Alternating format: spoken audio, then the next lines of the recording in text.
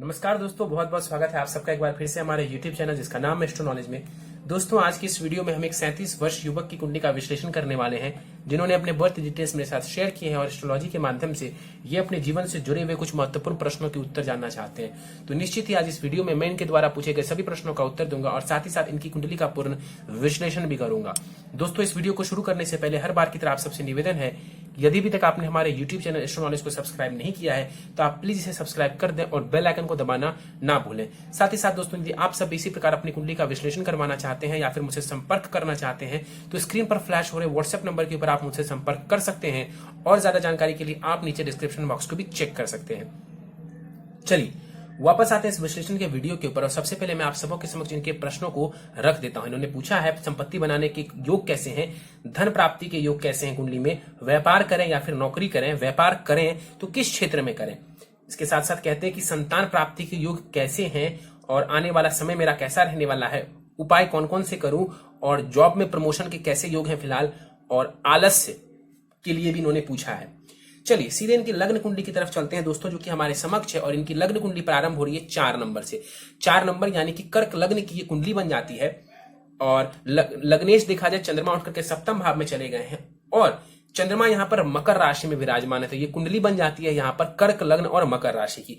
कर्क लग्न के लोग आमतौर पर कैसे होते हैं तो शांत और सभ्य स्वभाव के होते हैं, थोड़े से चंचल होते हैं। ये इनका जो दिमाग है कहीं ना कहीं वो कंसंट्रेशन में कमजोर होता है, कंसंट्रेट ठीक से नहीं कर पाते हैं। हृदय के बहुत कोमल होते हैं ऐसे लोग, दूसरों की बातों में कई बार आ जाते हैं।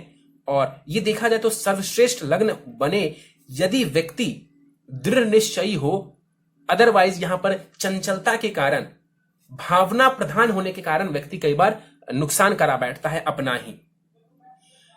लग्न का मान देखें तो 10 डिग्री है लग्न का मान, तो लग्न के पास बल बहुत अच्छा माना जाएगा। चलिए आगे बढ़ते हैं, शनि के ऊपर चलते हैं। शनि जाकर के चतुर्थ भाव में विराजमान है। शनि इस कुंडली में कौन है तो मारक ग्रह है, सप्तमेश और अष्टमेश है। शनि जाकर के चतुर्थ भाव में बैठ गए हैं। यहां पर शनि कारक जरूर हो जाते हैं लेकिन ये कुंडली के मारक ग्रह हैं, उच्च का होकर के बैठा हुआ है। सबसे पहले तो मैं आपको बता दूं कि यहां पर शनिदेव जो है ये एक योग बना रहे हैं, इसे कुंडली में कहते हैं शश महापुरुष योग। तो शश महापुरुष योग बन रहा है आपकी कुंडली के चतुर्थ भाव को, लेकिन शनि इस कुंडली में बहुत कारक तो नहीं है, मारक ग्रह है। तो शश महापुरुष योग सिर्फ और सिर्फ लाभ दे जाए आपको ऐसा मैं नहीं बोलूंगा। हाँ, यहां पर जो शनि बैठे हुए हैं 6 डिग्री का शनि है, बाल अवस्था से ऊपर है थोड़ा सा, तो बल इसके पास ठीक ठाक माना जाएगा। यहां पर बैठा हुआ शनि आपको प्रॉपर्टी का विशेष लाभ देगा, मकान का सुख, वाहन का सुख, ये सारे सुख आप ले पाएंगे। घर में थोड़ी सी कलह की स्थिति हो सकती है, क्यों? क्योंकि ये अष्टमेश भी हैं और उठ करके चतुर्थ भाव में बैठे हुए। माता के स्वास्थ्य का ध्यान रखने की आपको जरूरत है, उसमें थोड़ी सी परेशानी दिखने को मिल सकती है। शनि अकेले है, यहां पर आपका जो बुढ़ापा है वो थोड़ा सा कष्टमय हो सकता है, लेकिन यहां पर बैठा हुआ शनि प्रॉपर्टी वगैरह आपको बहुत अच्छे से देने वाला है, उसमें कहीं कोई कमी नहीं होगी। शनि वक्री भी है, बहुत अच्छा लाभ आपको देखने को मिलेगा। शनि की दृष्टि पड़ेगी कुंडली के 6ठे भाव के ऊपर, रोग, ऋण, शत्रु, मुकदमा, इन सब से आपको बचाने वाले होंगे। शनि की दृष्टि पड़ेगी 10वें भाव के ऊपर, नीच की दृष्टि है, कहीं ना कहीं कार्य क्षेत्र में आपको परेशानी देगा। कहीं ना कहीं कार्य क्षेत्र में यदि कभी भी शनि की दशांत दशा चलती है आपको परेशानी अपने जॉब से रिलेटेड देखने को मिलेगी। बिजनेस करते हैं, बिजनेस में भी परेशानी देखने को मिलेगी। सूर्य के ऊपर दृष्टि डालेंगे तो कहीं ना कहीं पिता के साथ संबंधों को देखने की जरूरत है, पिता के स्वास्थ्य का ध्यान रखने की जरूरत है। कई बार आपके बनते हुए कार्य को ये शनि डिले भी करवाएगा, कॉन्फिडेंस में थोड़ी सी कमी भी देगा। इसके अलावा शनि और मंगल आमने सामने है तो कहीं ना कहीं टेक्निकल क्षेत्र की तरफ ये दिखा रहा है कि आपको रुचि हो सकती है और उसमें ये सफलता भी आपको दे सकता है। शनि की दृष्टि कुंडली के प्रथम भाव के ऊपर पड़ेगी और लग्न के ऊपर जो शनि की दृष्टि पड़ेगी बनते हुए कार्य में ये बाधा डालेंगे। पर्सनालिटी में वो बात नहीं आ पाएगी जो कि आनी चाहिए थी, क्योंकि शनि भी लग्न के ऊपर दृष्टि डाल रहा है और शनि मारक ग्रह है और शनि की दृष्टि जहां देखेगी वहां नुकसान करेगी इस कुंडली में। तो यहां पर कहीं ना कहीं जो है प्रथम भाव संबंधित थोड़ी सी परेशानी आपको देखने को मिल सकती है। 6ठे भाव के ऊपर जो दृष्टि है ये लाभ करेगी, क्योंकि ये भाव ही नेगेटिव है। इस भाव नेगेटिव भाव का नेगेटिव करना ये तो अपने आप में पॉजिटिव है, तो इस बात को लेकर आप कंफ्यूजन में मत रहिएगा कि मैंने 6ठे भाव से संबंधित शनि के पॉजिटिव रिजल्ट्स क्यों बताए आपको। आगे बढ़ते हैं, गुरु के ऊपर चलते हैं। गुरु जाकर के कुंडली के 5वें भाव में विराजमान है। गुरु इस कुंडली में भाग्येश है और षष्ठेश भी है, तो इस कुंडली में गुरु को कारक ग्रह माना जाएगा क्योंकि वो भाग्येश है। हालांकि उनकी मूल त्रिकोण राशि 6ठे भाव में जा रही है तो कहीं ना कहीं रोग पेट संबंधित शिकायतें भी ये गुरु देने वाला होता है। 5वें भाव में गुरु बैठे हुए डाइजेशन को लेकर के परेशानी हो सकती है, पेट संबंधित रोग ये दे सकता है।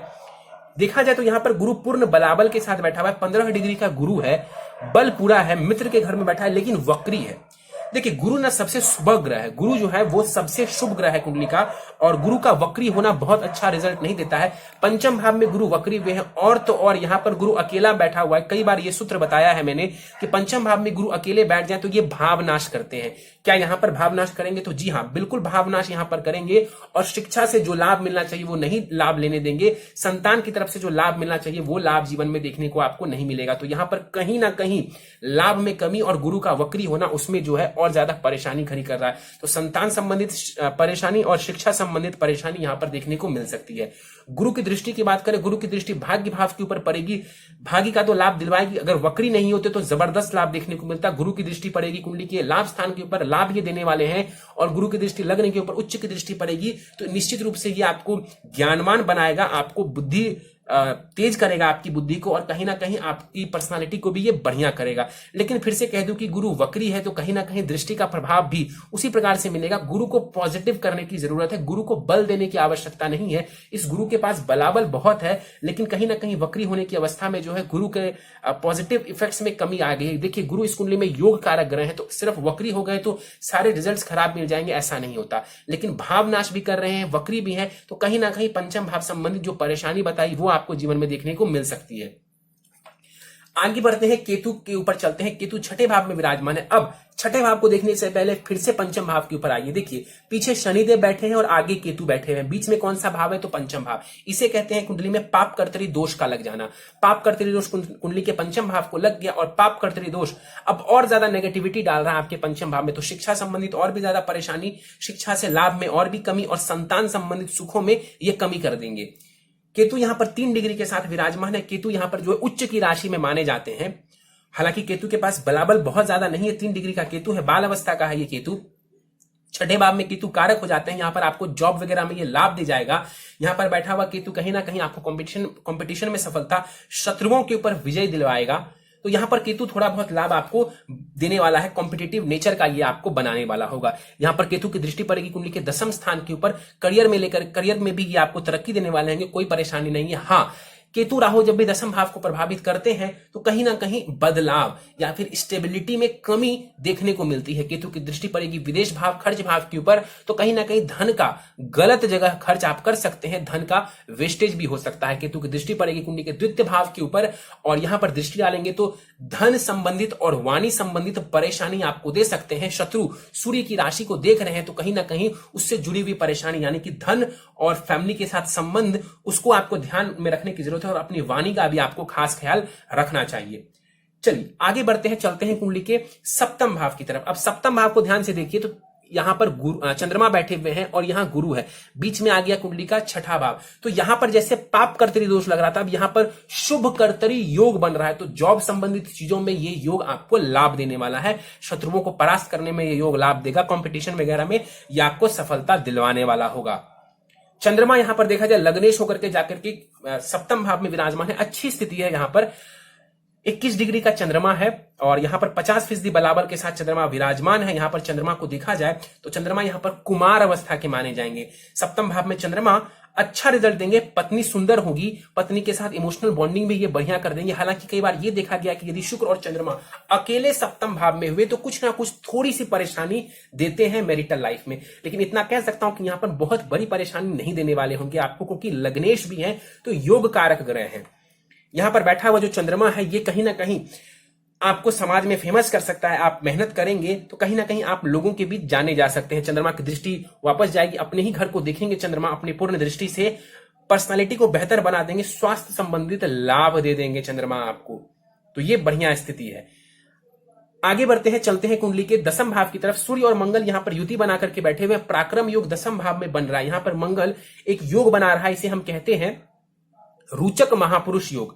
यहां पर मंगल स्वग्रही है, रोचक महापुरुष योग लग्न में बैठकर, माफ करिए, केंद्र में बैठ करके बना रहे हैं, लेकिन यहां पर मंगल अस्त के भी हैं, तो रोचक महापुरुष योग का पूर्ण लाभ आपको देखने को नहीं मिलेगा, क्योंकि अस्त होने की अवस्था में मंगल का जो प्रभाव है वो काफी कम हो जाएगा।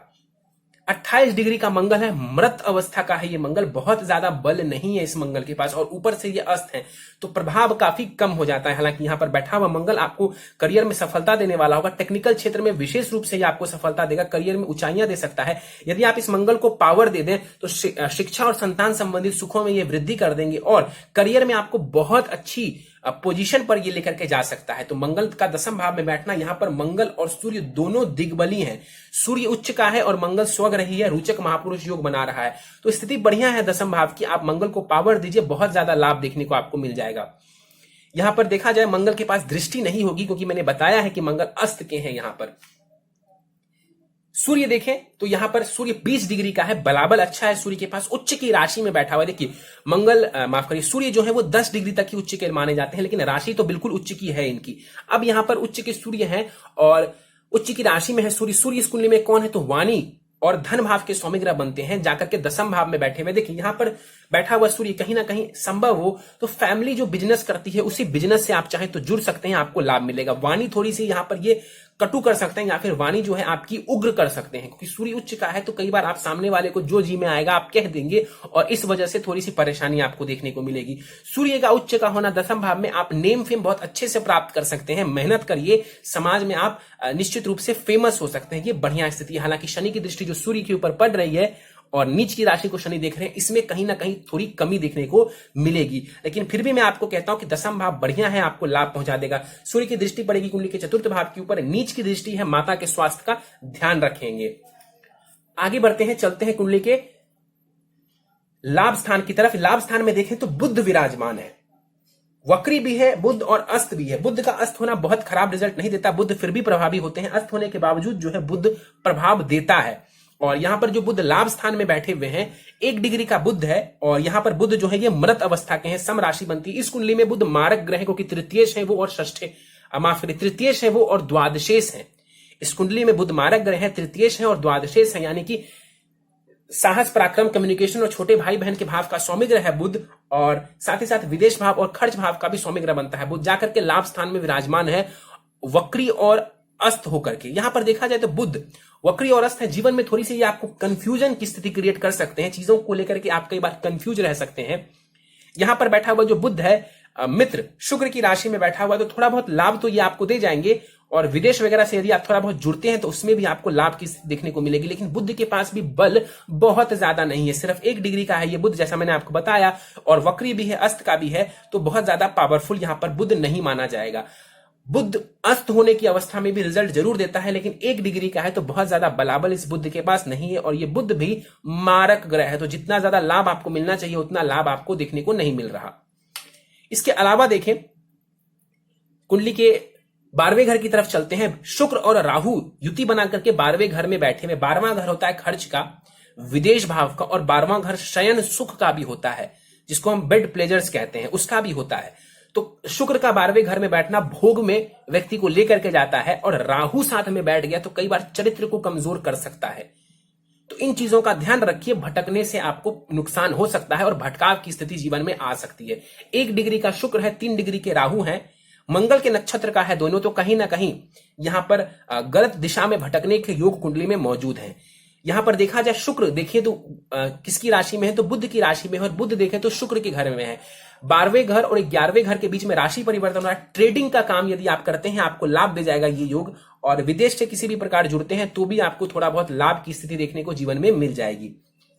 इसके अलावा देखा जाए तो यहां पर जो शुक्र 1 डिग्री का बैठा हुआ है, बाल अवस्था का है ये शुक्र, और राहु के साथ बैठा हुआ है, तो पति पत्नी के बीच में संबंध थोड़े से खराब हो सकते हैं, उसका आपको ध्यान रखने की जरूरत है। और इसके अलावा जहां पर 1 डिग्री का जो शुक्र है, शुक्र इस कुंडली में कौन है? तो वो 4th हाउस के लॉर्ड है, और साथ ही साथ वो लाभेश भी है, जाकर के विदेश भाव में बैठे हुए हैं, तो कहीं ना कहीं विदेश जाने का योग बन रहा है। विदेश जाकर के या फिर घर से दूर जाकर के भी आप जीवन में लाभ अर्जित कर सकते हैं, उसमें भी आपको लाभ में वृद्धि देखने को मिल जाएगी। शुक्र की दृष्टि 6ठे भाव के ऊपर पड़ेगी, तो कहीं ना कहीं आप ये शत्रु दृष्टि है, कहीं ना कहीं आपके स्वास्थ्य को लेकर के आपको सजग रहना चाहिए, और कार्य क्षेत्र पर थोड़ी सी परेशानी आ सकती है, उसका भी ध्यान रखिए। इसके अलावा आपको बता दूं कि प्रॉपर्टी वगैरह के घर के स्वामी ग्रह जो शुक्र बनते हैं, नुकसान के भाव विदेश के भाव में चले गए तो घर से दूर भी जाकर के आप प्रॉपर्टी बना सकते हैं, और कहीं ना कहीं चूंकि 12वें घर में बैठ गए राहु के साथ तो थोड़ी सी परेशानी तो ये देंगे। राहु यहां पर उच्च की राशि में 3 डिग्री का बैठा हुआ है, बल इसके पास भी 25% का है। उच्च का राहु है 12वें घर में, धन का व्यय करवा सकता है, गलत चीजों के ऊपर भी धन का व्यय करवा सकता है, आपको भटका सकता है। ध्यान रखिए, विदेश की यात्राएं करवा सकता है, विदेश लेकर के जा सकता है, उसमें आपको लाभ दे जाएगा। राहु की दृष्टि पड़ेगी कुंडली के चतुर्थ भाव के ऊपर, और यहां पर देख करके वो कहीं ना कहीं घर में कलह की स्थिति करवा सकते हैं। प्रॉपर्टी वगैरह का तो ये सुख दे जाएगा, उसमें कहीं कोई दिक्कत नहीं है। लीगल चीजों का ध्यान रखिए आप, लीगल प्रोसेस कोई भी प्रॉपर्टी लेने में जो होता है उसका ध्यान रखिए आप। लीगल कागजात जो होते हैं उसको बड़े ध्यान से पढ़िए और तब साइन करिए। राहु की दृष्टि पड़ेगी कुंडली के छठे भाव के ऊपर, लोग आपके खिलाफ षड्यंत्र रच सकते हैं जहां पर आप जॉब करते हैं, और कहीं ना कहीं यदि दशा वगैरह खराब चलती है तो राहु कहीं ना कहीं थोड़ी सी परेशानी आपको जॉब को लेकर के दे सकता है, क्योंकि इसकी नीच की दृष्टि छठे भाव के ऊपर पड़ रही है। राहु की दशांत दशा में स्वास्थ्य का आपको विशेष रूप से ध्यान रखने की आवश्यकता पड़ेगी, और राहु की दृष्टि कुंडली के अष्टम भाव के ऊपर पड़ रही है तो कई बार ये राहु आपको जीवन में सडन नुकसान करवा सकता है, उसका भी आपको ध्यान रखने की आवश्यकता है। चलिए, यह था आपकी कुंडली में ग्रहों का विश्लेषण, और सीधे चलते हैं अब हम आपके दशाओं के ऊपर, और दशाओं के ऊपर हम बात कर लेते हैं। दशा आपकी फिलहाल गुरु की चल रही है, 15 सितंबर 2025 तक आपको गुरु की महादशा चलेगी। भाग्येश की महादशा है, यदि गुरु को थोड़ा आप बेहतर कर लेते हैं तो लाभ में वृद्धि हो जाएगी। गुरु के अंदर आपको फिलहाल सूर्य की अंतरदशा चल रही है, जो कि 15 जनवरी 2021 तक चलेगी।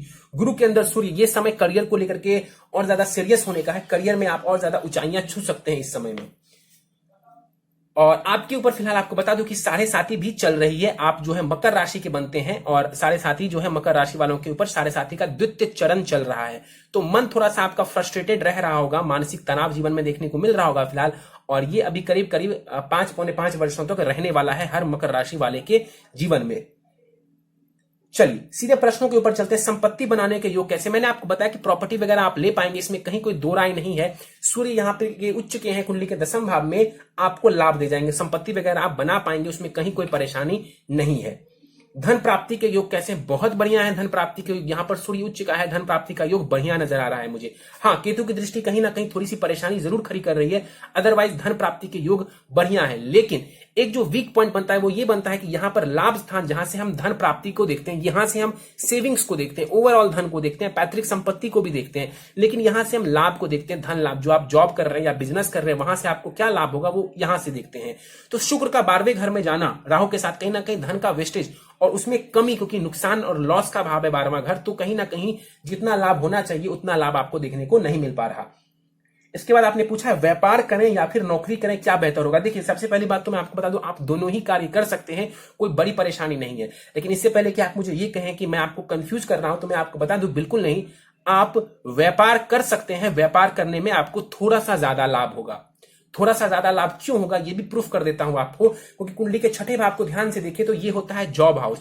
इसके घर के स्वामी ग्रह बनते हैं गुरु, अपने से 12 घर पीछे जाकर के वक्री होकर के बैठे हुए हैं, तो जॉब से हो सकता है थोड़ी सी परेशानी आपको देखने को मिले। लेकिन फिलहाल आपको गुरु की महादशा चल रही है, तो गुरु की महादशा में जॉब करना थोड़ा बेहतर है। गुरु की महादशा के बाद जब शनि की महादशा प्रारंभ होगी तब आप चाहें तो कहीं ना कहीं बिजनेस वगैरह में शिफ्ट करेंगे, ज्यादा लाभ देखने को मिलेगा। फिलहाल आप चाहें तो अपने जॉब को कंटिन्यू करें, जॉब करना बहुत खराब नहीं है आपके लिए, आप व्यापार में भी जा सकते हैं। अब आपने पूछा व्यापार करें तो किस क्षेत्र में करें? बिल्कुल आप व्यापार कर सकते हैं इलेक्ट्रिक से जुड़ा हुआ कार्य, electric, fire related, electrical work related, machine related, surgery के जो सामान होते हैं उससे जुड़ा हुआ, केमिकल से जुड़ा हुआ, फर्टिलाइजर से जुड़ा हुआ, गैस से जुड़ा हुआ, इन सब से जुड़ा हुआ काम करते हैं, रियल एस्टेट वगैरह से भी जुड़ा हुआ काम करते हैं, आपको लाभ देखने को मिलेगा। यानी कि मंगल से जुड़ा हुआ, आप जानना चाहें कि क्यों मैंने ये सब नाम लिया, तो मंगल से जुड़ा हुआ यदि आप व्यापार करते हैं या फिर चंद्रमा से जुड़ा हुआ व्यापार भी आपको बहुत लाभ दे जाएगा। चंद्रमा से जुड़ा हुआ व्यापार भी आपको बहुत लाभ दे जाएगा, जैसे पानी का, डेयरी का, दूध से संबंधित, इन सब चीजों से संबंधित कार्य जो चंद्रमा के अंतर्गत आते हैं, ये सब भी आपको बढ़िया लाभ दे जाएंगे। चलिए, इसके बाद आपने पूछा है संतान प्राप्ति के योग। संतान प्राप्ति में मैंने बताया कि थोड़ी सी बाधा नजर आ रही है। संतान प्राप्ति के भाव के स्वामी ग्रह मंगल रोचक योग तो बना रहे हैं, लेकिन वो अस्त के हैं। इसके अलावा देखा जाए यहाँ पर गुरु तो बैठा हुआ है, संतान कारक ग्रह जो है कुंडली में वो गुरु ही होता है। नैसर्गिक संतान कारक ग्रह जो होता है किसी की कुंडली में वो गुरु होते हैं। पंचम भाव में बैठे हुए हैं, लेकिन वक्री हो गए और भाव नाश भी कर रहे हैं ऊपर से, इसीलिए आपको ये परेशानी जीवन में देखने को मिल रही है। और तो और मैंने आपको बताया था कि शनि और केतु की वजह से यहाँ पर पाप कर्तरी दोष लगा हुआ है, तो संतान प्राप्ति में थोड़ी सी बाधा नजर आ रही है मुझे, और कुछ ना कुछ उपाय करने की जरूरत है। उपाय कर लेंगे तो लाभ की स्थिति देखने को मिल जाएगी। आने वाले समय में संतान प्राप्ति के योग बनने वाले हैं। इसके बाद आपने पूछा है आने वाला समय कैसा रहेगा। देखिए आने वाला समय मैं आपको बता देता हूं कि 28 मार्च 2020 से आपका बढ़िया समय आ चुका है। बस कुछ उपाय करने की आवश्यकता है। उपाय कर लेंगे तो निश्चित रूप से यह समय आपको बढ़िया लाभ दे जाएगा। और जॉब में प्रमोशन के योग 13 सितंबर से लेकर के करीब करीब 20 नवंबर तक जॉब में प्रमोशन का योग आपका बना हुआ है। वैसे भी गुरु के अंदर सूर्य की अंतर्दशा है, तो 15 जनवरी तक भी जॉब में प्रमोशन के योग बने हुए हैं, मैं इनकार नहीं करूंगा। तो जॉब में प्रमोशन का योग बन रहा है, अच्छी स्थिति है, आप प्रयास को बढ़ा दीजिए, आपको जॉब में प्रमोशन मिल जाएगा।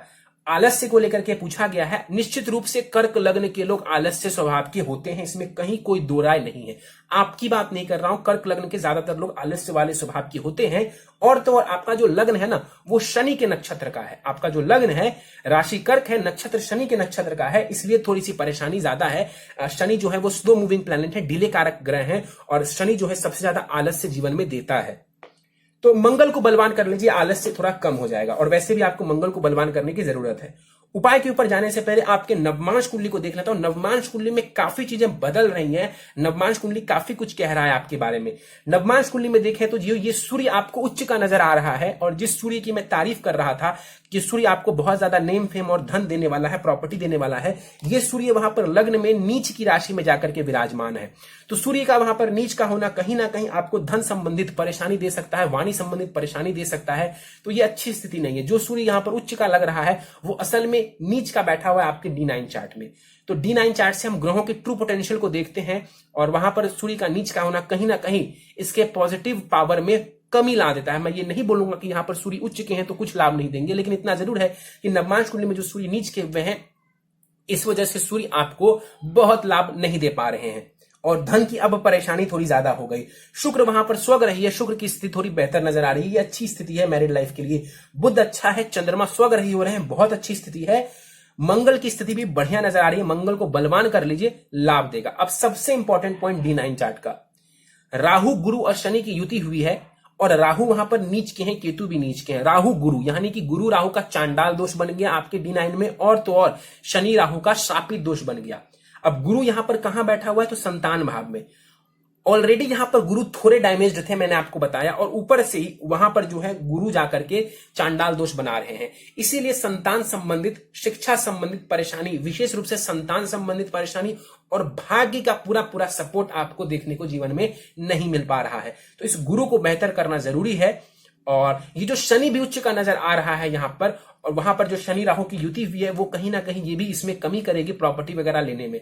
लेकिन ज्यादा चिंता मुझे गुरु और राहु की है, तो गुरु और राहु से जुड़े हुए आपको उपाय कर लेने चाहिए। कुछ उपाय को कर लेंगे तो पूरी कुंडली का जो रिजल्ट है काफी हद तक वो आपके फेवर में आने लगेगा। चलिए सीधे उपाय के ऊपर चलते हैं।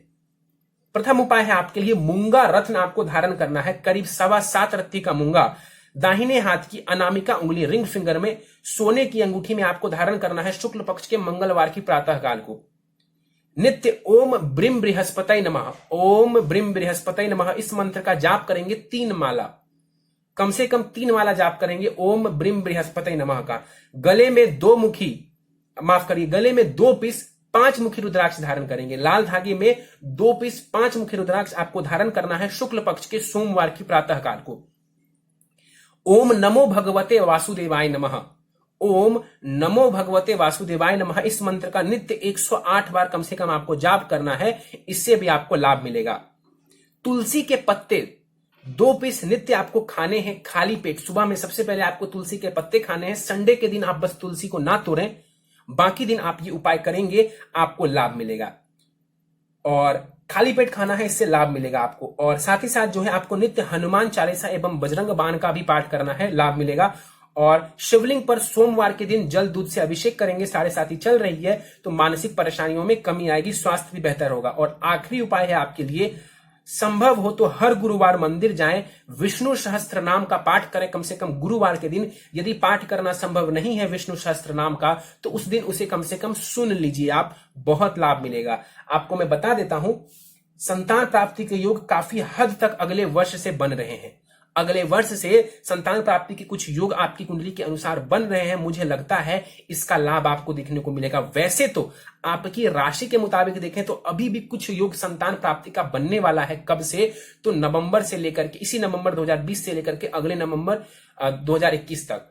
तो आप प्रयास करिए, लेकिन मुझे लगता है कहीं ना कहीं जनवरी 2021 से लेकर के संतान प्राप्ति के योग काफी अच्छे होने वाले हैं। और यदि आपने उपाय कर लिए और यदि आपकी पत्नी की कुंडली में कोई विशेष दिक्कत परेशानी नहीं हुई, तो मुझे पूरी उम्मीद है कि इन उपायों को करने के बाद अगले वर्ष आपको संतति की प्राप्ति हो जाएगी।